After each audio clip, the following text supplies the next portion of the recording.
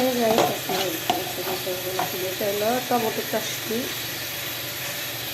আর এটা হলো কাতল মাছের ভুনা। আমাদের একটা গেস্ট আছে, তার জন্য এত রান্না। কাতল মাছ, এগুলো রুই মাছ, লাউ শাক, টমেটো চাটনি, বেগুন ভাজা, আলু ভর্তা, বেগুন ভাজা, মাছ ভাজা। এগুলো আমাদের একটা বিআইপি গেস্ট আসছিল, তার জন্য এত আয়োজন। আর এটা টমেটো চাটনি, সাথে আছে মুরগির তরকারি, টমেটো চাটনি, মাছ।